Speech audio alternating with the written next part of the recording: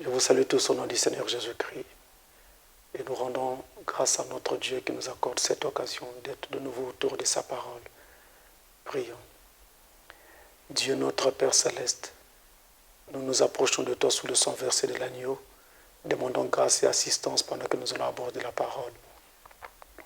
Puisses-tu nous assister, Seigneur, et par le Saint-Esprit, nous amener plus profondément encore, Seigneur, dans les eaux de la parole. Prépare nos âmes pour ta venue, alors que nous écouterons ceci. Nous appelons ton assistance donc au nom de Jésus-Christ, le Fils de Dieu. Amen. Aujourd'hui, par la grâce du Seigneur, nous allons aller dans l'Ancien Testament et prendre un tout petit livre que nous avons là, le livre d'Abdias. Je vous invite donc à ouvrir vos Bibles dans l'Ancien Testament, dans le livre d'Abdias.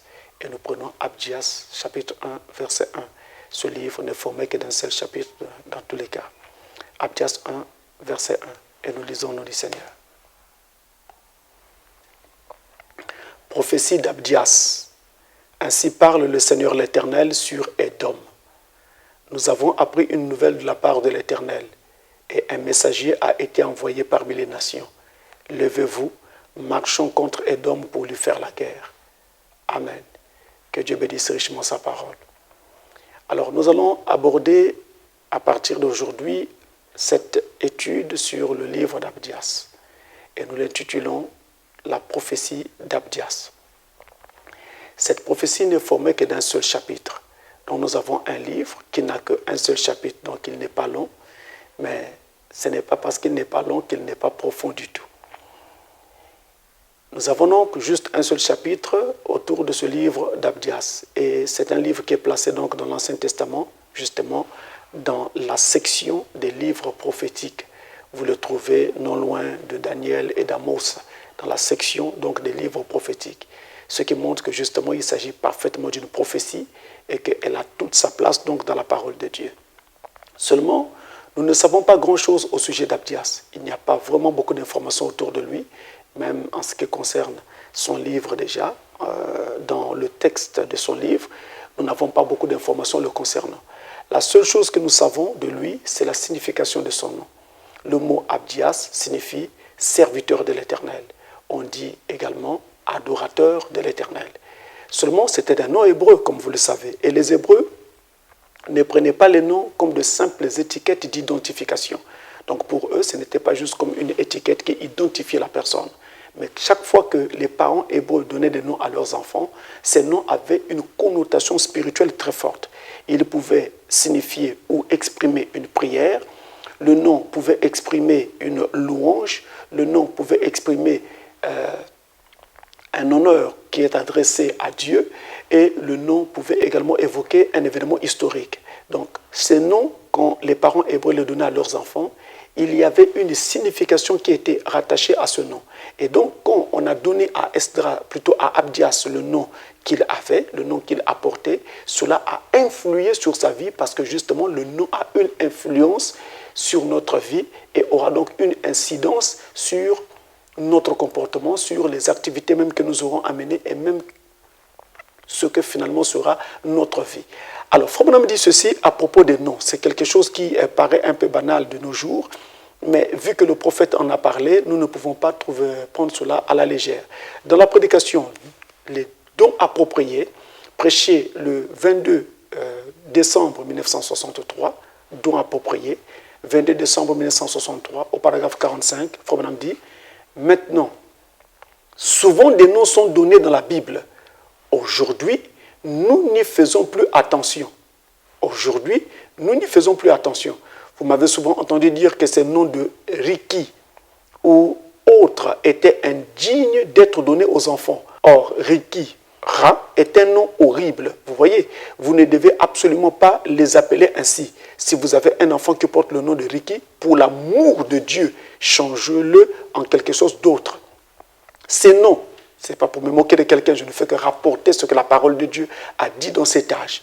Ces noms, Riki ou Elvis, ou choses semblables, Riki signifie un rat, vous voyez, et le nom que vous donnez à une personne a une influence sur elle. Le nom que vous donnez à une personne a une influence sur elle. L'autre jour, une petite dame avait un petit garçon appelé Ricky, James Ricky, parce que c'était tellement à la mode, ils l'ont appelé Ricky. Je lui ai dit, changez ce nom. Nous, en tant que chrétiens, nous ne donnons pas de noms à nos enfants parce que ces noms sont à la mode. Mais nous donnons des noms à nos enfants en tenant compte de ce que ce nom signifie, en tenant compte du projet que nous portons sur cet enfant, en tenant compte également de ce que cet enfant représente pour nous. Ainsi, ce nom peut être une louange adressée à Dieu parce que nous avons eu des difficultés à avoir un enfant et Dieu, dans sa miséricorde, nous en a accordé un. Alors nous le louons pour cette grâce et nous marquons cette louange-là dans le nom de cet enfant. Et lorsque nous appellerons cet enfant de ce nom-là, cela nous rappellera ce que cet enfant représente pour nous, ou ce que notre Dieu représente pour nous, ou ce que notre Dieu a représenté pour nous à l'occasion où il nous avait donné donc cet enfant. Alors vous voyez qu'on ne doit donc pas donner des noms aux enfants juste comme ça. Nous devons donner des noms à nos enfants en tenant compte de ce que nous voulons exprimer, en tenant compte de ce que cet enfant représente pour nous, en tenant compte de ce que Dieu a fait pour nous en nous accordant cet enfant. Dans la prédication, le Dieu de cet âge mauvais, prêché le 1er août 1965 le matin, au paragraphe 155, le prophète continue et dit, j'ai le mot evil, ce qui veut dire en français mal. J'ai le mot evil ici, j'ai Elvis écrit ici au lieu de evil, c'est presque la même chose. Frère Branham lance un petit rire. Le mot Elvis signifie un chat et le mot Ricky signifie un rat. Lorsque vous dites petit Ricky, vous voulez dire petit rat. Le nom par lequel vous l'appelez, c'est ce qu'il est. Si votre enfant porte ce nom, changez cela immédiatement pour l'amour de l'évangile. Ne donnez pas à un enfant le nom de... Vous n'avez jamais entendu parler des noms pareils jadis dans la Bible, ni dans aucun autre âge. C'est l'âge. Non pour cet âge. S'il n'y a jamais eu des rats et des chats pervertis, c'est là. Donc, il montre que c'est dans cet âge moderne dans lequel nous sommes en train de vivre que nous trouvons des noms pareils qui sont donc donnés aux enfants et qui ne correspondent à rien du tout. Nous n'étions pas censés faire cela. Les Hébreux, en donnant des noms à leurs enfants, ils les donnaient en prenant en ligne de compte les différents aspects que j'ai évoqués ici. Alors, Abdias avait un nom qui était spirituel et il voulait dire serviteur de Dieu. Et c'est ce qu'Abdias est devenu par la suite. Parce que son nom, justement, l'y avait préparé. On ne dit pas que si vous donnez à un enfant le nom de serviteur de Dieu et que cet enfant sera forcément un serviteur de Dieu. Mais ici, nous notons quand même qu'il avait un nom qui était très bien, un nom qui était spirituel. Et Frère Branham dit que le nom a une influence sur la vie des gens. À propos d'Abdias, Frère Branham dit encore ceci. Dans la prédication en anglais, les investissements prêchés le 26 janvier 1963. Alors, Frère Branham a prêché cet enseignement plusieurs fois. Celui-ci est prêché le 26 janvier 1963 et nous partons du paragraphe 211 jusqu'au paragraphe 213, les investissements. Il dit ceci en anglais. Did you know, all the way down through the Bible, saviez-vous que tout au long de la Bible, the prophets that rose up, les prophètes qui se sont élevés, we don't know where they come from. Nous ne savons pas d'où ils venaient. No background to them. Il n'y avait pas d'arrière-plan pour eux. They just moved on the scene and moved off just the same way. Ils apparurent simplement sur la scène et disparurent de la même façon. They had no experiences back somewhere. Ils n'avaient aucune expérience quelque part. They come to bring the people that had got out loose and bring them edges back and tie it into the Bible again. Si, ils étaient venus pour ramener le peuple qui s'était détaché et plus près et lié à la Bible de nouveau. Vous voyez? Where did Moses come from? D'où Moïse était-il venu? A humble parent.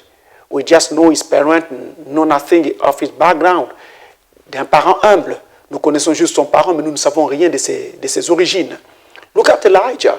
Regardez Élie. We don't even know who his papa and mama was. Nous ne savons même pas qui était son papa ou sa maman. Just come on the scene. Il apparut simplement sur la scène. Look at Obadiah. Regardez Abdias. Look at all the rest of them. Regardez tous les autres. Frère Branham dit, quand ces prophètes apparaissaient sur la scène, on ne savait pas toujours grand-chose à leur sujet. On ne savait pas toujours qui était leur père ou qui était leur mère. On ne savait pas très bien quelles étaient leurs origines. On ne savait pas toujours, physiquement parlant, je veux dire. Physiquement parlant, on ne savait pas toujours grand-chose au sujet de ces prophètes-là. Et on n'avait pas comme ça une sorte d'arrière-plan les concernant. On n'avait pas comme ça un background, quelque chose qui pouvait donc nous permettre d'être renseignés ou renseigner un peu plus suffisamment sur ces prophètes. On trouvait simplement comme ça des gens qui apparaissaient sur la scène et qui commençaient à crier en faveur de l'Éternel, notre Dieu. C'était ainsi avec donc ces prophètes. Donc physiquement parlant, on n'avait pas grand-chose au sujet de ces prophètes. Et ce fut le cas également pour Abdias lorsqu'il est apparu sur la scène. Ce fut le cas pour la plupart d'entre eux. Ce fut le cas pour Abdias qui nous concerne ici. Lorsqu'il est apparu sur la scène, on ne savait pas grand-chose de lui. Et ceci donc nous renseigne pour nous montrer que lorsque Dieu a besoin d'utiliser quelqu'un, sa race importe peu, sa nationalité importe peu, son ethnie importe peu, sa langue importe peu et même sa famille importe peu. Dieu a simplement besoin d'un cœur qui est tout à fait disposé. Il l'appelle, il le prépare et il l'envoie avec un message en faveur de son peuple. Alors, lorsque Dieu envoie Abdias, il l'envoie avec une vision. Donc, il lui donne un message par une vision et c'est ce message qu'il va donc reprendre ou bien donner au peuple vers lequel Dieu l'envoie. Et c'est justement le thème sur lequel nous sommes en train de parler aujourd'hui. Dans cette prophétie d'Abdias, aujourd'hui donc nous parlons sur la vision qu'il avait eue, la vision d'Abdias. Et quand Dieu donc lui donne cette vision, la vision portait sur la destruction des dômes. Donc il était question des dômes qui devaient être détruits. Et Dieu était aussi en train de montrer au travers de cette vision qu'il juge tous ceux qui font du mal à son peuple. Voilà donc dresser le décor. Au travers de cette prophétie, nous allons voir comment est-ce que Dieu juge les gens ou juge un peuple qui fait du mal à son peuple. Chaque fois qu'on fait du mal au peuple de Dieu, chaque fois qu'on fait du mal à un enfant de Dieu, des conséquences doivent s'en suivre. Et nous avons besoin d'être très attentifs, nous avons besoin de faire très attention à notre marche parce que nous ne savons pas toujours qui est qui.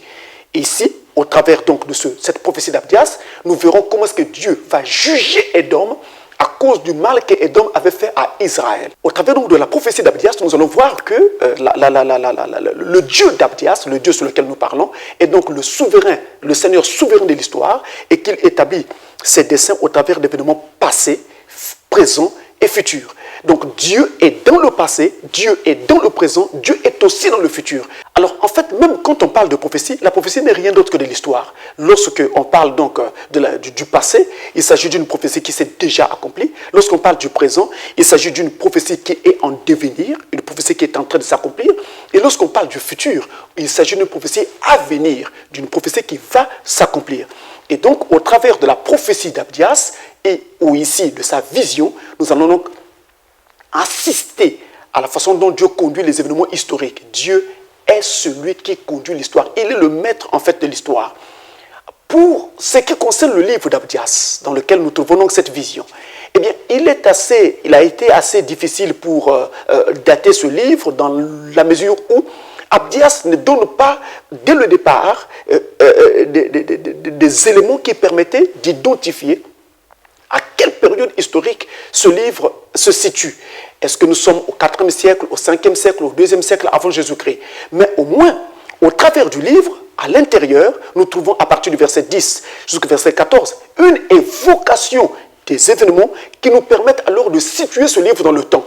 Parce qu'à partir du verset 10 jusqu'à 14, Abdias est en train d'évoquer la prise de Jérusalem par les Babyloniens. Or, c'est en 587 avant Jésus-Christ que les Babyloniens s'étaient emparés de Jérusalem. Vous pouvez vous reporter à notre étude sur Ézéchiel pour vous en rendre compte. C'est donc au cours de cette année-là que les Babyloniens s'étaient emparés donc de Jérusalem. Et quand ils se sont emparés de Jérusalem, les événements dont Abdias ici va prophétiser, eh bien, se situe à cette époque-là. Ceci dit, la prophétie d'Abdias est une prophétie du 6e siècle. Abdias lui-même était un prophète du 6e siècle et son livre également se situe autour donc du 6e siècle. Nous sommes donc autour de 587 avant Jésus-Christ. Nous sommes là autour du 6e siècle. Et il y a quelque chose de particulier avec les prophètes hébraïques. Lorsque les prophètes hébreux arrivaient sur la scène, au moment où ils apportaient leur prophétie, ils avaient coutume d'apporter la précision au sujet de ce qu'ils étaient venus faire, au sujet du peuple sur lequel ils prophétisaient, et même sur le temps qui était relatif à leur prophétie. Écoutez par exemple ce que le prophète Ésaïe nous dit. Ésaïe chapitre 1, versets 1 à 2. Prophétie d'Ésaïe, fils d'Amoz, sur Juda et Jérusalem, au temps d'Ozias, de Jotam, d'Akaz, d'Ézéchias, roi de Juda. Cieux, écoutez, terre, prête l'oreille, car l'Éternel parle. J'ai nourri et élevé des enfants, mais ils se sont révoltés contre moi. Alors, on va garder un moment ce texte à l'écran pour nous permettre de l'examiner de plus près. Écoutez très bien. Prophétie d'Ésaïe. Voilà comment commence le texte. Le texte commence par dire prophétie d'Ésaïe. Donc nous savons de qui est cette prophétie. La prophétie est d'Ésaïe. Ici, le prophète qui apporte la prophétie, c'est Ésaïe. Le prophète qui apporte cette prophétie que nous lisons dans le livre d'Ésaïe, c'est Ésaïe. C'est pourquoi il commence par dire prophétie d'Ésaïe. Donc nous connaissons qui est le héros, qui est le messager, qui est le prophète. C'est Ésaïe. Il continue. Fils d'Amoz. Qu'est-ce qu'il fait? Il indique sa parenté. Il indique ses origines. Il indique de qui il est fils. Ce que Abdias ne fit pas. Fils d'Amoz sur Juda et Jérusalem. Il indique la cible. Il indique le destinataire de sa prophétie. La prophétie concernait Juda et Jérusalem. Du moins sur le plan physique. Physiquement parlant, la prophétie concerne Juda et Jérusalem. Attention, une prophétie biblique a généralement une double, sinon une triple application. Physiquement parlant, elle va concerner le peuple sur lequel cette prophétie est donc prononcée, mais en même temps, elle va transcender les âges et concerner tout le peuple de Dieu. Et c'est souvent le cas avec la plupart des prophéties bibliques, y compris la prophétie d'Abdias sur laquelle nous sommes en train de parler. Il dit donc que sa prophétie ici, Ésaïe, sa prophétie concernait Juda et Jérusalem. Juda et Jérusalem représentent les destinataires de la prophétie, ceux à qui la prophétie était destinée. Nous continuons. Il dit, au temps d'Ozias, de Jotham, d'Akaz, d'Ézéchias, roi de Juda, il indique le temps pour qu'on ne se trompe pas. Quelle était la durée de la prophétie d'Ésaïe? Sous quel règne a-t-il prophétisé? Il a prophétisé sous le règne d'Ozias, sous le règne de Jotham, sous le règne d'Akaz, sous le règne d'Ézéchias, qui étaient des rois de Juda. Donc, en se référant aux annales des rois de Juda, aux chroniques des rois de Juda, nous pouvons alors nous repérer dans le temps pour savoir quand est-ce qu'a commencé la prophétie d'Ésaïe et quand est-ce que sa prophétie a pris fin. Donc, nous avons la périodicité, nous avons la période historique au cours donc de laquelle cette prophétie a été donnée. Nous avons ici ce qu'on appelle le temps. Le temps a été donné. Et Ésaïe précise l'élément temps lorsqu'il parle de sa prophétie. Et il continue. Cieux, écoutez. Terre, prête l'oreille. Amen. Vous voyez que la prophétie ici concerne l'univers tout entier, la terre tout entière. On demande à toute la terre d'écouter. Mais il demande aussi au ciel d'écouter. Alors qu'en fait, la prophétie vient du ciel et le Ésaïe va donc la donner. Mais il demande encore au ciel d'écouter. Parce qu'il veut que même les cieux soient témoins de ce qui va être annoncé. Et il faut aussi noter que non seulement que les cieux seront témoins, la terre également témoin de ce qui va être annoncé, mais notez également que chaque fois qu'un prophète sous un mandat divin se tient sur la terre et annonce son message, au moment où il est en train de prophétiser, il y a un écho de sa voix qui se fait retentir au ciel pour indiquer que c'est bel et bien Dieu qui est en train de parler. Et notez qu'il est écrit, car l'Éternel parle, oui. Pendant qu'un prophète parle sur la terre, c'est Dieu dans les cieux qui parle et sur la terre, un prophète ouvre sa bouche. Dieu parle dans les cieux et le prophète parle sur la terre. Qu'est-ce qui se passe en fait? Le prophète entre dans la pensée de Dieu, saisit ce que Dieu a à dire à son peuple et l'annonce alors sur la terre. Mais ici, il y a quelque chose de particulier pour moi. Quand on dit « car l'Éternel parle », il est question de l'auteur véritable de cette prophétie. C'est-à-dire celui qui a mandaté le prophète Ésaïe pour apporter ce message, apporter cette prophétie. C'est l'Éternel lui-même. C'est lui donc qui envoie Ésaïe pour qu'il parle de sa part. Alors, de quoi est donc faite une prophétie? Une prophétie doit contenir au moins 3 éléments, sinon plus. Vous avez premièrement l'auteur de la prophétie. Dans le cas de la Bible, c'est Dieu lui-même qui est l'auteur de la prophétie, sinon des prophéties données à ses prophètes. Il n'y a pas qu'Ésaïe qui a été prophète de la part de l'Éternel. Il y en a eu plusieurs, Moïse, Samuel et j'en passe. Donc c'est l'Éternel lui-même qui est l'auteur de la prophétie que ces prophètes vont devoir apporter. Ensuite, vous avez le messager.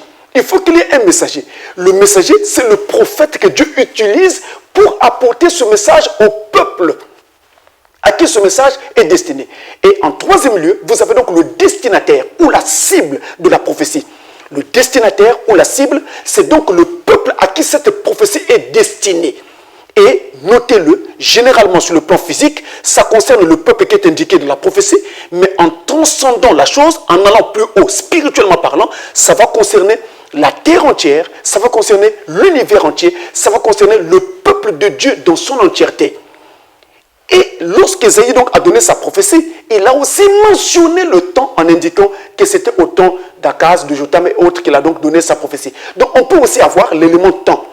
Ce qui veut dire que là, nous avons ce qu'on appelle le jour et l'heure où la prophétie est apportée. Et donc, chaque fois qu'une prophétie est apportée, la prophétie vient toujours dans la saison indiquée par Dieu. On a donc là le jour et l'heure. Voilà un quatrième élément qui peut donc être assigné à une prophétie. Et une prophétie est donc caractérisée par ces différents éléments-là. Mais qu'est-ce que nous trouvons avec Abdias? Regardez, avec Abdias, il y a, on va dire, des petites différences. Qu'est-ce qui se passe exactement? Et pourquoi ces différences avec ce que nous avons trouvé dans le livre d'Ésaïe et qui nous montre clairement quelles doivent être en fait les caractéristiques d'une prophétie? Regardez ce qu'il y a dans le livre d'Abdias. Nous repartons à Abdias chapitre 1, le verset 1. Nous repartons, il est écrit prophétie d'Abdias. Ah, il indique qu'il s'agit de la prophétie d'Abdias. Donc il indique le prophète qui apporte cette prophétie. Et ce prophète, en l'occurrence, c'est Abdias. Abdias, nous l'avons dit, qui porte un très beau nom. Son nom veut dire serviteur de l'Éternel, serviteur du Seigneur, serviteur de Dieu. Abdias est le prophète, est le messager qui apporte cette prophétie. Prophétie d'Abdias. Ainsi parle le Seigneur, l'Éternel. Amen. Là, on nous indique l'auteur de cette prophétie, tout comme Ésaïe a indiqué l'auteur. Abdias aussi indique l'auteur. Il dit, ce message que je vous apporte n'est pas de moi.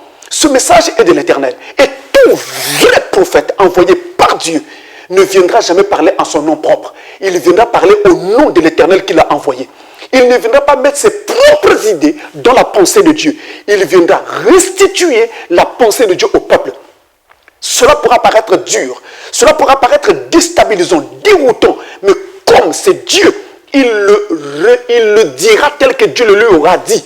Les gens pourront ainsi être secoués, mais l'épouse de Christ, l'élu, croira et s'attachera. Même si les gens certains trouveront cela dur, mais les élus s'y attacheront. Rappelez-vous à l'époque de Jésus, il avait plusieurs disciples. Un jour, il a crié, celui qui ne mange ma chair et ne boit mon sang n'a pas de part avec moi. 70 disciples l'ont quitté en criant, cette parole est dure, qui peut l'écouter? Cette parole est dure, qui peut l'écouter? Pourquoi l'incrédule dit toujours qui peut l'écouter? Parce que si toi, incrédule, tu ne crois pas, pourquoi veux-tu que tous ne croient pas?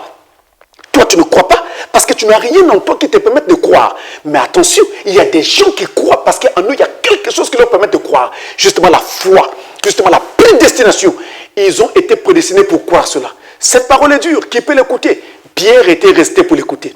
Jacques était resté pour l'écouter. Jean était resté pour l'écouter. Il y avait un petit socle, il y avait un petit reste qui était là pour croire ce message. Et ce reste-là croit, peu importe les critiques du monde sur le message apporté par ce prophète. Donc le prophète vient annoncer ce que le messager a dit. Et quand ce prophète a annoncé ce que le messager a dit, les auxiliaires qui vont travailler autour de ce ministère, donc les Éphésiens 4, prendront aussi ce message au sérieux pour nous dire que ce que ce messager prophète a déjà dit. Ils n'iront pas raconter n'importe quoi, ils reviendront sur ce que le messager a dit parce que c'est cela qui a été confirmé comme étant venu de Dieu. Et Abdias va donc nous indiquer ici l'auteur. Il dit que l'auteur, c'est l'Éternel lui-même. C'est lui l'auteur de cette prophétie. Donc nous avons le prophète, nous avons l'auteur qui est l'Éternel. Le prophète c'est Abdias, l'auteur c'est l'Éternel. Il continue. Sur Édom, voyez-vous, prophétie d'Abdias, ainsi parle le Seigneur l'Éternel, sur Édom, nous avons là la cible, ou devrais-je plutôt dire la cible première, la cible sur le plan physique, le destinataire.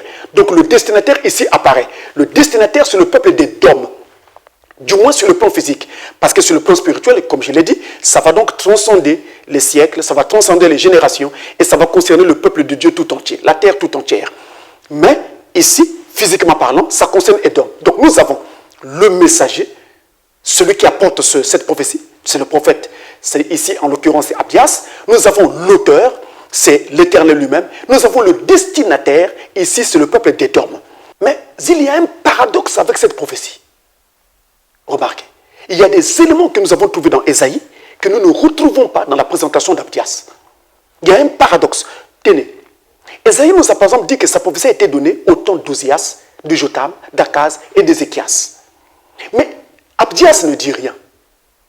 Abdias n'indique pas sous le règne de qui il donne sa prophétie. Abdias n'indique pas le temps au cours duquel il donne sa prophétie. Le temps n'est pas mentionné. On va dire, pour changer de langage, il n'y a pas de temps dans la prophétie d'Abdias. Le temps est absent. Si le temps est absent, en d'autres termes, en changeant de mots, en changeant de langage, je pourrais dire, il n'y a pas de temps. Le temps n'est pas.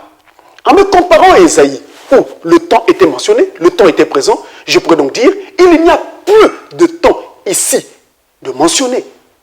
Mais quand je dis, il n'y a pas de temps, il n'y a plus de temps, cela me rappelle quelque chose dans la Bible. Apocalypse chapitre 10, versets 5 à 7. Regarde, je relis cela pour le bien de tout le monde. Il est écrit, et l'ange que je voyais debout sur la mer et sur la terre leva sa main droite vers le ciel et jura par celui qui vit au siècle des siècles, qui a créé le ciel et les choses qui y sont, la terre et les choses qui y sont, et la mer et les choses qui y sont, qu'il n'y aurait plus de temps. Mais qu'au jour de la voix du 7e ange, quand il sonnerait de la trompette, le mystère de Dieu s'accomplirait comme il l'a annoncé à ses serviteurs, les prophètes. Il n'y avait pas de temps de mentionner dans la prophétie d'Ézéchias, plutôt d'Abdias. C'est pour indiquer un élément très important qui nous ramène au temps de la fin. La prophétie d'Abdias nous ramène aussi au temps de la fin, en dehors du fait qu'il parlait sur Édom. Il nous ramène aussi au temps de la fin où, spirituellement parlant, il n'y aura plus de délai, il n'y aura plus de temps. Je dis spirituellement en parlant du fait que nous appliquons maintenant cette prophétie spirituellement. Il n'y aura plus de temps.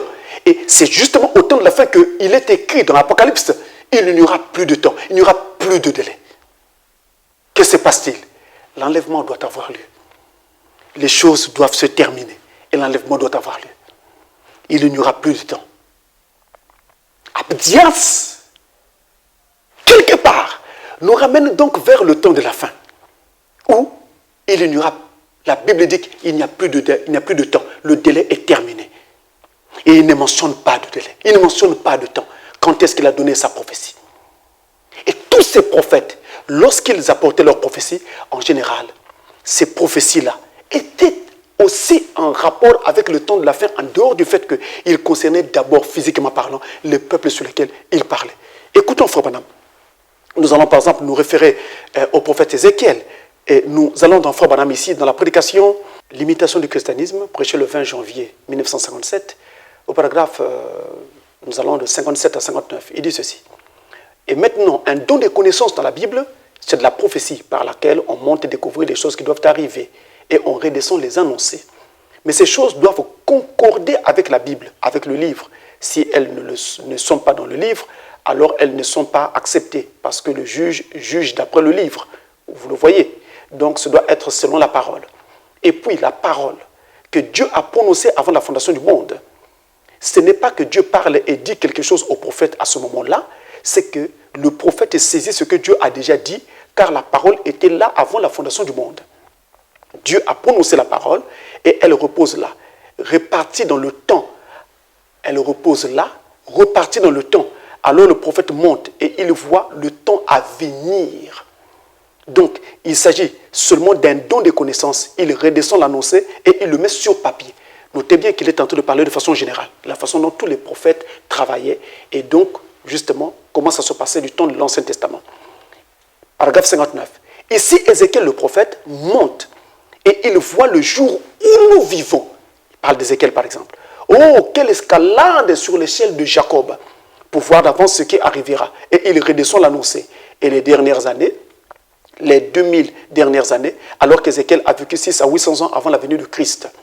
Donc, vous voyez qu'avec Ézéchiel, par exemple, il montre qu'il a vu la fin des temps Alors que quand vous lisez le livre d'Ézéchiel, vous avez tout à fait l'impression qu'il ne parle qu'à Israël. Mais physiquement parlant, notez-le, il parle à Israël, à Juda en particulier. Et spirituellement parlant, il s'adressait au corps de Christ tout entier. C'est le cas également ici avec Abdias. Et notons encore une chose. Lorsque Abdias parle, dans Abdias chapitre 1, verset 1, j'y reviens très rapidement, il dit ceci, je reprends ce texte rapidement. Prophétie d'Abdias. Ainsi parle le Seigneur l'Éternel sur Édom. Nous avons appris une nouvelle de la part de l'Éternel. Nous avons appris une nouvelle de la part de l'Éternel. C'est très beau. Suivez la suite, c'est très beau. Et un messager a été envoyé parmi les nations. Nous avons appris une nouvelle et un messager a été envoyé. Autrement dit, quand vous voyez un messager de Dieu sur la terre, c'est qu'il y a la parole qui est sortie du ciel, de la part de l'Éternel, pour être donnée à ce peuple. Le messager de Dieu ne peut pas se tenir sur la terre s'il n'a pas un message. Tout véritable serviteur de Dieu ne court pas sans un message. Il court avec un message. Il a un message à apporter au peuple. Et quand vous écoutez son message, vous regardez à ce que disent les Écritures, vous voyez que ça concorde parfaitement avec les Écritures. C'est en ordre avec les Écritures. Et non pas des gens qui viennent vous dire des choses que la Bible ne soutient pas. Si la Bible ne soutient pas ce que quelqu'un dit, annoncé de la part de l'Éternel, c'est que ce n'est pas l'Éternel qui l'a envoyé. Parce que Dieu ne peut pas envoyer quelqu'un pour contredire sa propre parole. S'il envoie un messager, ce messager viendra avec la parole de Dieu et soutiendra à la Bible. C'est comme ça que nous le reconnaîtrons comme étant envoyé véritablement par Dieu. Le serviteur de Dieu authentique est reconnu par la parole de Dieu. Faudra montrer cela à propos de l'apôtre Paul, qui était reconnu entre autres signes par la fidélité à l'évangile, la fidélité à la parole. Il était fidèle à ce qui avait déjà été écrit. Et donc, même quand il écrit le Nouveau Testament, quand il écrit les nouveaux messages que vous constituez, l'ossature du Nouveau Testament, il s'en est tenu à ce que Dieu avait déjà dit dans l'Ancien Testament. Et à ce que les premiers apôtres de Christ avaient donc dit. Il n'est pas venu comme ça pour tout chambouler. Non, il est venu avec la parole de Dieu. Tout véritable serviteur doit être fidèle à la parole de Dieu. Il va même dire, l'apôtre Paul, que même si un ange du ciel venait et annonçait un évangile contraire à ce que nous avons annoncé, qu'il soit anathème. Parce que le vrai évangile doit concorder à la Bible, doit être en rapport avec ce que la Bible a dit. Une nouvelle, nous avons appris une nouvelle de la part de l'Éternel. Et un messager a été envoyé parmi les nations. Quand le messager vient parmi les nations, c'est que la parole est sortie du ciel. Et si vous voyez un prophète sur la terre, c'est que Dieu a parlé. Et ce prophète est venu pour annoncer au peuple ce que ce Dieu a dit. Ce que le Dieu Tout-Puissant a dit. Nous avons appris une nouvelle de la part de l'Éternel. Donc vous voyez que au moment où Dieu devait mettre un terme à Édom, il devait détruire Édom. Édom arrivait à sa fin. Édom arrivait au jour de sa destruction. Il a envoyé d'abord un prophète sur la terre, vers ce peuple-là, pour leur annoncer ce que Dieu était sur le point de faire contre eux. Et que va-t-il faire aujourd'hui si le monde doit aussi prendre fin? Si le monde doit se terminer? Si nous arrivons à la fin du monde, va-t-il mettre un terme au monde sans prendre le soin d'avertir d'abord les gens qui habitent la terre? Non, il ne le fera pas. Et il ne l'a pas fait. Il a envoyé en ces temps de la fin le 7e ange avec un message pour préparer le peuple à ce jour que nous sommes en train de vivre. Et justement à la grande catastrophe qui doit frapper la terre parce que nous sommes arrivés à la fin. Et le messager du temps de la fin est venu en ce temps de la fin avec un message parfait pour un peuple qui doit être parfait. Et dans un âge tout à fait parfait, parce que cet âge a été préparé pour cela. Il aurait pu faire que l'enlèvement ait lieu au temps de Paul. Mais les 7 tonnerres n'étaient pas encore révélés en ce temps-là. Il aurait pu faire que ça se fasse au temps d'Irénée, de Martin, de Luther, de Colomba. Mais en ce temps-là, le peuple ne pouvait pas encore atteindre la perfection vu que la parole entière n'était pas encore apportée. Soucieux d'amener le peuple d'abord à la perfection pour qu'il y ait des gens qui échappent à la destruction, il a d'abord envoyé un prophète en ce temps de la fin, le 7e ange, William Marion Branham, avec un message, le message des 7 tonnerres, pour préparer le peuple à avoir la foi de l'enlèvement et ensuite il peut les récupérer et envoyer la destruction sur la terre par la suite. Il l'a imagé au travers d'Abdias qui fut envoyé juste avant la fin de l'âge d'Édom. Juste avant la fin qu'Édom ne soit détruit. Il l'a donc imagé de cette façon. Mais notez encore une chose. Quand Ésaïe a parlé, Ésaïe a dit qu'il était fils d'Amoz. Ésaïe n'a pas qu'indiqué, il n'a pas qu'indiqué l'auteur de la prophétie qui était Dieu. Il n'a pas seulement indiqué le temps. Non, Ésaïe a aussi indiqué sa parenté. Il a indiqué de qui il était fils. Il dit prophétie d'Ésaïe, fils d'Amoz. Il indique son père. Il indique ses pères. À partir de son père, il indique ses pères. Donc, si vous connaissez son père, vous pouvez reculer et trouver qui était le père de son père, le père du père de son père, le père du père du père de son père, etc. Donc, ses pères ont été indiqués. Ésaïe indique ses pères. Ésaïe connaissait ses pères. Amen. Mais quand Abdias arrive, Abdias n'indique pas son père. Abdias n'indique pas ses pères. Et Abdias, n'ayant rien indiqué quant à sa parenté, cela en dit long sur ce temps de la fin dans lequel nous sommes en train de vivre, où l'Église est entrée dans la confusion parce que l'Église ne connaissait plus ses pères. L'Église avait perdu la foi des pères. Si vous ne connaissez pas vos pères, comment pouvez-vous vous en tenir à leur foi? Pour vous en tenir à la foi de vos pères, il faut déjà que vous les ayez connus pour connaître quels étaient les principes qui les soutenaient afin que vous aussi, à votre tour, vous les souteniez. Mais Abdias n'indique rien. Ce qui en dit donc long sur ce temps de la fin, qui ne connaît donc pas ses pères. Le temps de la fin, l'Église, dans le temps de la fin, a perdu le repère complètement, et donc ne sachant plus qui étaient ses pères et quelle était leur foi, elle est rentrée dans la confusion. Voilà pourquoi Malachie 4 nous a été envoyé en ce temps de la fin pour faire quoi? Pour nous ramener à la foi des pères.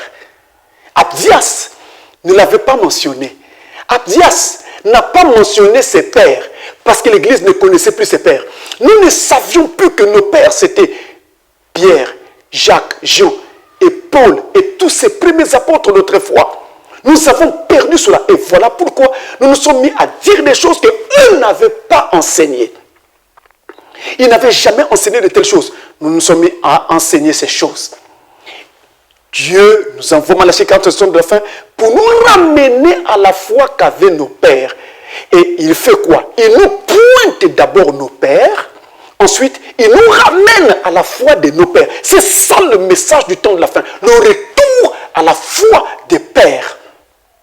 La foi qu'avaient les pères de la Pentecôte et à la Pentecôte. C'est à cette foi que Dieu nous ramène en ce temps de la fin. Si vous entendez un évangile qui ne vous ramène pas à la foi qu'avaient les pères autrefois, cet évangile est faux. Cet évangile ne correspond pas à cette saison. Cet évangile ne correspond pas à cet âge. Dans cet âge-ci, l'évangile consiste à nous ramener à la foi des pères. Notez, je repars dans Malachie chapitre 4. Malachie 4, verset 5 et 6, il est écrit, « Voici, notez bien, je vous enverrai Élie le prophète, avant que le jour de l'Éternel arrive, ce jour grand et redoutable.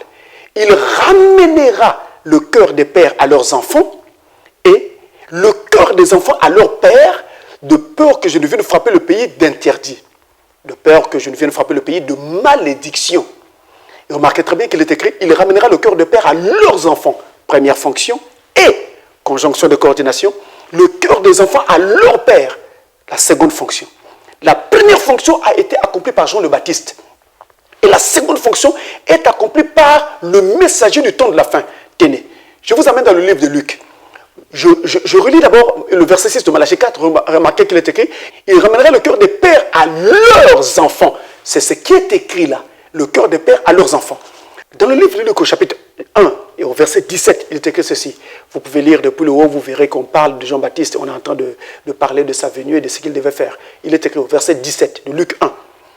Il marchera devant Dieu avec l'esprit et la puissance d'Élie pour ramener le cœur des pères vers les enfants et les rebelles à la sagesse de juste afin de préparer au Seigneur un peuple bien disposé. Donc on parle juste d'une fonction. Ramener la foi des pères à la foi des enfants. À l'époque de Jean-Baptiste, les pères, C'était donc les pères de la foi mosaïque. Et les enfants, c'était ceux qui venaient de croire en Jésus, les apôtres. Les apôtres étaient les enfants de cette première fonction que Élie devait accomplir au travers de Jean-Baptiste. Et dans la seconde fonction, quand on dit qu'il ramènera le cœur des enfants, cette fois-ci au Père, de quoi s'agit-il? Ceux qui étaient les enfants de la première fonction deviennent les pères dans la seconde fonction ou dans le second acte du ministère d'Élie. Qu'est-ce qui va se passer? Ils deviennent donc les pères. Donc Pierre, Jacques, Jean, Paul sont nos pères vers lesquels nous devons être ramenés. Les enfants, c'est nous. Les enfants, tous ceux qui ont cru en Dieu après eux, sont donc des enfants pour eux. Donc Dieu nous ramène à la foi qu'ils avaient, les principes qu'ils ont soutenus, la foi qu'ils avaient, les principes pour lesquels ils ont combattu, la doctrine qu'ils ont enseignée. C'est à cela que le messager prophète doit nous ramener. Si donc dans notre église, nous pratiquons ceci ou nous pratiquons cela, nous devons être sûrs de trouver ces pratiques dans ce que faisaient les apôtres autrefois. Si cela n'existe pas, nous sommes en train de dévisser, de dévier, de dégringoler. Nous quittons la foi. Nous sommes en train de nous écarter du chemin véritable. Nous devons faire attention, nous risquerons de ne pas faire partie de l'épouse. Les églises servent à guider et orienter les gens vers le salut, vers le Christ. Mais attention, les églises sont aussi déroutantes. Elles peuvent également égarer. Frère Branham nous a dit que le plus grand vol qu'il n'y a jamais eu dans l'univers, dans l'histoire de l'humanité, fut un vol qui fut opéré à Londres lorsque les brigands, les voleurs, avaient donc en fait changé la lumière et aiguillé le train dans une mauvaise direction. Donc, quand ils ont aiguillé le train dans une autre direction, en changeant juste la lumière, indiquant, là ils mettent un rouge et ils indiquent le vert dans l'autre direction, le train a changé de voie. Quand le train change de voie, alors quelque part il y avait un cul-de-sac, le train était obligé de s'arrêter. Les bandits se sont engouffrés dans le train et ont dévalisé complètement ce train. Ils ont pris tout ce que les passagers avaient. C'était le plus grand vol mentionné dans l'humanité. Je ne sais pas s'il y en a eu d'autres qui soient plus grands que cela. Et ça s'était passé à Londres à l'époque. Voyez-vous? Donc, ils ont juste changé la lumière. Là où il y avait le vert, ils ont mis le rouge. Et là où il y avait le rouge, ils ont mis le vert. Qu'est-ce qu'ils ont fait? Ils ont changé de lumière. En changeant de lumière, en changeant d'évangile, en changeant la doctrine de la parole de Dieu, en ajoutant nos propres pensées à la parole de Dieu, nous aiguillons le peuple dans la mauvaise direction. Et les gens vont rater le salut pour lequel ils étaient censés combattre, pour lequel ils combattaient, pour lequel ils étaient en train de prier. La lumière compte. Voilà pourquoi, en ce temps de la fin, le messager qui vient doit nous ramener donc à la foi des pères. C'est ce que ce messager doit faire. Il vient pour nous ramener à la foi des pères. Abdias n'avait pas mentionné ses pères. Parce qu'au temps de la fin, l'Église oublie ses pères, a oublié ses pères. L'Église est entrée dans la confusion. L'Église s'est organisée et est devenue des dénominations. On a dénomination ici, dénomination là, un peu partout. Et la parole de Dieu a été complètement perdue. Alors, Dieu envoie un messager, le 7e ange, pour nous ramener à la foi qu'avaient les premiers pères. Ce messager, c'est une étoile. Cette étoile vient nous ramener sur le chemin véritable, à la foi qu'avaient les premiers pères. La doctrine enseignée par les premiers pères, la foi biblique. Ainsi, ce messager a été capable de dire en ce temps de la fin, et il l'a dit avec force, j'ai prêché comme Paul. Si ceux de Paul entrent, les miens aussi entreront. Ainsi, je crois de tout mon cœur. Si je place ma foi dans ce message apporté par ce 7e ange, William Marion Branham, le ciel m'est garanti. Et je mets la main sur le cœur, pendant que je vous redis la même chose. Si vous croyez ce que Frère Branham a dit en ce temps de la fin, le ciel vous est garanti. Mais il faut le croire. Pas faire semblant de le croire. Ou alors prendre une partie, rejeter l'autre. Non, il faut prendre tout ce que le message a dit. C'est alors que le ciel vous sera garanti. Vous savez, lorsque les mages devaient voir le Fils de Dieu, c'est une étoile qui les conduisit vers la crèche où se trouvait le Fils de Dieu. Sans étoile, ils ne pouvaient pas trouver où se trouvait le Fils. Ils étaient des mages, ils étaient au nombre de 3, mais malgré le fait qu'ils étaient des mages, malgré le fait qu'ils étaient expérimentés et savaient suivre les étoiles, mais il fallait une étoile préparée par Dieu pour leur indiquer où se trouvait le Fils. Ce ne sont pas toutes les étoiles qui savaient où se trouvait le Fils. Il n'y avait qu'une seule étoile, préparée par Dieu, qui savait où se trouvait le Fils. Et cette étoile-là les a guidés tout au long du chemin jusqu'à trouver le Fils. Mais notez que quand ils sont sortis, ils venaient de Babylone. ils ont commencé leur voyage tout au long du désert pour aller là où se trouvait le Fils. Et tout au long du voyage, ils regardaient à l'étoile, ils suivaient l'étoile et ils étaient sur le chemin. Mais quand ils arrivent à Jérusalem, ils ne voyaient plus l'étoile. Alors ils se sont perdus. Ils ont perdu leur chemin. À Jérusalem, ils se sont mis à tâtonner en criant, où est le Fils de Dieu qui vient de naître? Nous avons vu son étoile en Orient et nous sommes venus pour l'adorer. Ils ne savaient plus où se trouvait le Fils. Parce que justement, l'étoile, ils ne la voyaient plus. Et donc le chemin, ils l'avaient perdu. Sans étoile, vous ne pouvez pas trouver le chemin qui mène vers le Christ. Il faut une étoile, il faut un messager, il faut un prophète pour nous indiquer le chemin qui mène vers le Christ, pour nous amener droit à Christ. Quand donc ils sont rentrés à Jérusalem, ne voyant plus l'étoile, ils ont perdu complètement leur chemin. Et quand ils sortent de Jérusalem, quand ils sortent de la dénomination, ils ont revu l'étoile. Mes frères, Dieu n'est pas dans les églises organisées. Dieu n'est pas dans les dénominations. Dieu est toute sa parole. Si l'église me donne la parole, il n'y a pas de problème, j'y suis. Mais si l'église ne me donne pas la parole, il n'y a rien qui m'oblige à y rester. Je ne vous incite pas à quitter votre église, mais je vous incite à sauver votre âme. Alors, ils sortent de Jérusalem, ils revoient l'étoile. Quand ils sortent de la dénomination, ils voient l'étoile. Ils comprennent maintenant qu'il n'y a que l'étoile qui savait où se trouvait le Fils. Et d'ailleurs, notez que dans Jérusalem, personne n'a été capable de leur indiquer où pouvait se trouver le Fils. Parce que justement, il n'y avait que l'étoile qui connaissait le chemin. Ils sortent de Jérusalem, ils revoient l'étoile. Ils continuent à marcher. Et quand ils marchent, l'étoile les conduit droit dans la crèche, à la crèche où se trouvait le Fils. Et ils l'ont vu. Ils se sont retrouvés dans la présence du Fils de Dieu. Ils se sont retrouvés dans la présence du Christ. Amen.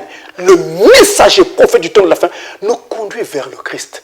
Nous conduit vers le Christ en personne. Et c'est ça le but de cette tonnerre en ces temps de la fin. C'est ça le but de la révélation des sceaux. Nous conduire droit vers le Christ. Mettre le Christ en plein, exposé devant nous. Pour que justement, nous puissions mûrir sous le soleil qui est Christ. C'est ça son but. C'est ça le but pour lequel il nous a été envoyé. Et notez que ces mages-là, quand ils sortent de là, quand ils ont vu le Christ, qu'est-ce qui va se passer? Ils vont finalement sortir là après un temps pour reprendre leur chemin et repartir. Mais quand ils repartent, ils ne repartent plus par la route de Jérusalem. Ils ne repartent plus par la route qui mène vers le palais d'Hérode, parce qu'ils étaient arrivés jusqu'au palais quand ils étaient rentrés à Jérusalem, cherchant le Fils.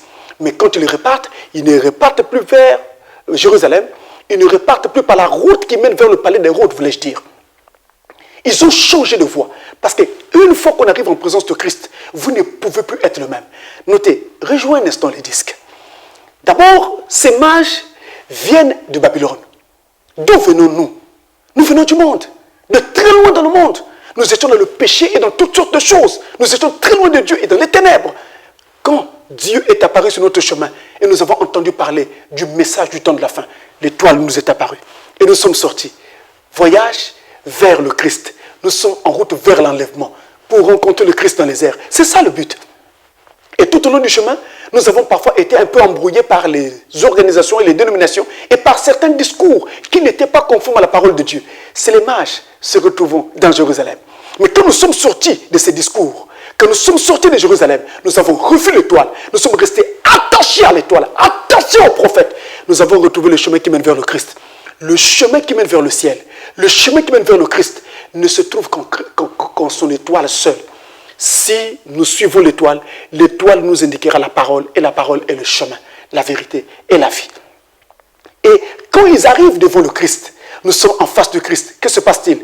Tous les dons qu'ils avaient avec eux, ils amenaient depuis Babylone. Ils ne les ont pas achetés à Jérusalem.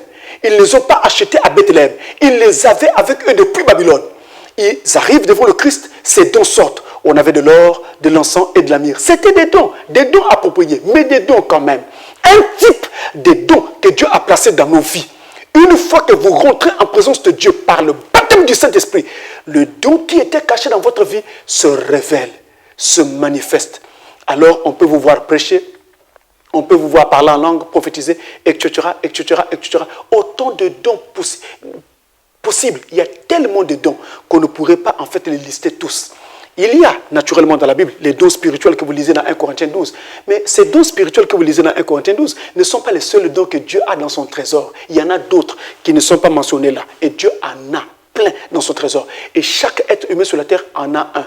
Et lorsque ce don est oint par le Saint-Esprit qui vous a baptisé au moment où vous naissez donc de nouveau, ce don alors va commencer à travailler pour le Seigneur et travailler correctement pour le Seigneur. Mais attention, un petit danger. Si votre don commence à se manifester avant le baptême du Saint-Esprit, là il y a problème. Vous risquerez de penser que Dieu est déjà avec vous pendant qu'il ne l'est pas encore. Et donc vous courez le risque de vous perdre. C'est toujours mieux qu'un don se manifeste après notre nouvelle naissance, donc après notre baptême du Saint-Esprit. Donc quand ces dons se sont donc manifestés, une fois que nous rentrons dans le corps, 1 Corinthiens chapitre 12 et verset 13, nous sommes tous baptisés dans un seul corps, par un seul esprit, le baptême du Saint-Esprit. Alors ces dons-là se manifestent parce que nous entrons dans le corps des dons. Et nous pouvons donc avoir un don ou un autre, selon que le Seigneur le voudra pour chacun de nous. Mais, remarquez qu'ils ne repartent plus par le chemin par lequel ils étaient venus. Une fois que vous rentrez en présence de Christ, Malachie 4 vous y a conduit. La parole de l'heure, le message de l'heure vous y a conduit. Vous ne pouvez plus repartir vers le monde. Il n'est pas possible que quelqu'un qui a cru en Christ et qui a cru à ce message et qui a découvert les gloires qu'il y a dans ce message, la bonté de Dieu au travers de ce message, qu'il reparte dans le monde ou qu'il reparte dans une dénomination. Ce n'est pas possible. Si cela se fait, ça veut dire qu'au départ, il n'avait pas cru et il n'était jamais né de nouveau.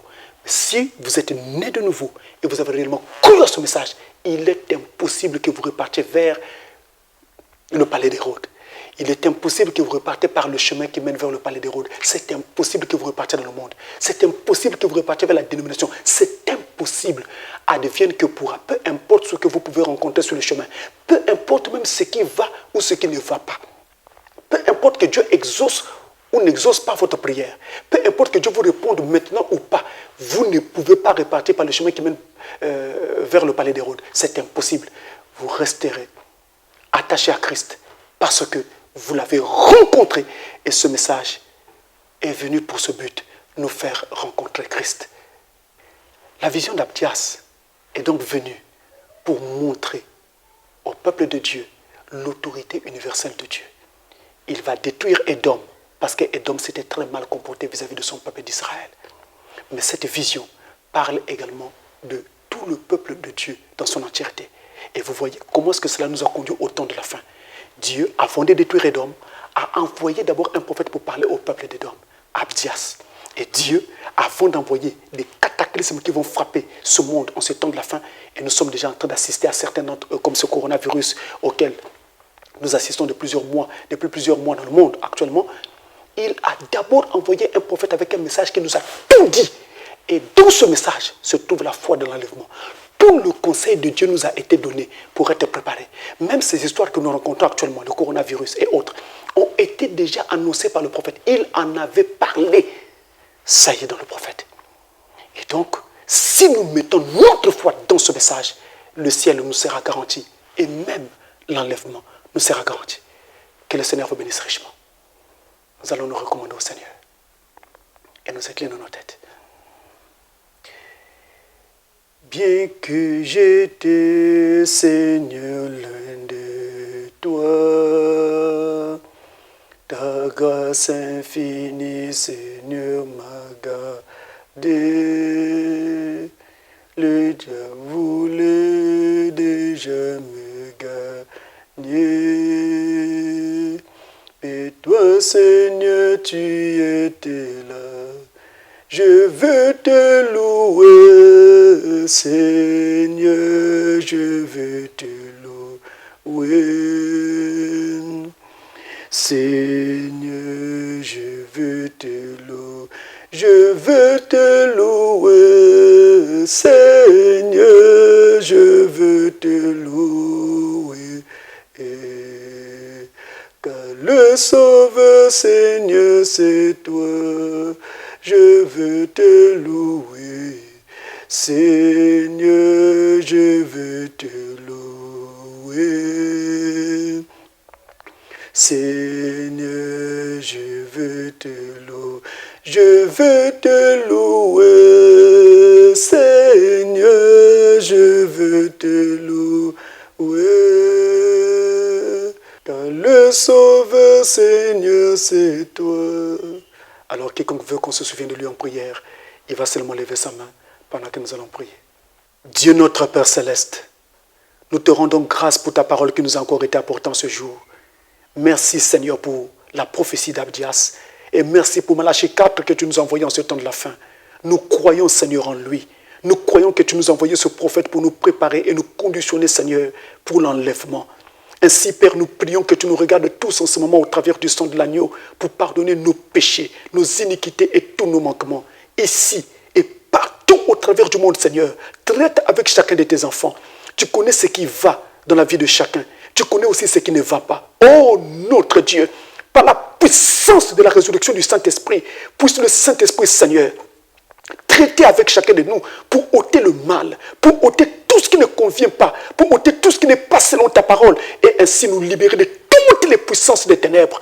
Que par la grâce de Dieu, une puissance venant de cette parole Seigneur, une puissance venant de toi s'empare de nos vies et change le cours de choses en chacun de nous Seigneur, de sorte que Satan, après ceci, ne soit plus capable, Seigneur, d'agir encore sur nos vies ou de nous rattraper de quelque façon que ce soit. Nous nous recommandons à toi et prions, Père, qu'aucun de nous ne se perde uniquement par tes compassions, par ta grâce, oh Dieu. Donne-nous le Saint-Esprit encore, Seigneur. Donne-nous encore ce qui nous manque pour que nous puissions être parfaitement prêts pour le jour de ta venue. Nous supplions ta grâce, nous demandons ta grâce et prions, Seigneur, que même nos maisons, nos familles soient touchées par toi, Seigneur. Que ta grâce divine nous soit ainsi révélée. Nous prions aussi pour ceux qui ne te connaissent pas encore, qui est encore très loin de toi, où qu'ils soient, peu importe leur nationalité, leur couleur de peau, leur race, leur ethnie et autres, Dieu, au nom tout-puissant de Jésus de Nazareth, puissent-ils être touchés par toi, saisis par toi et ramenés vers la maison, Seigneur. L'heure est grave, il n'y a plus de temps. Aide-nous également, Seigneur, à mettre un empressement dans notre préparation. Et puisses-tu le faire par le Saint-Esprit, oh Dieu, en pinçant notre conscience. Rappelle-toi, Seigneur, de ceux qui sont malades, de ceux qui sont nécessités dans le besoin et qui ont aussi levé la main parce qu'ils ont besoin que tu te souviennes d'eux. Seigneur, nous prions que tu répondes également à la prière exprimée par la main levée. Au nom tout-puissant de Jésus-Christ, nous avons prié, Seigneur. Amen.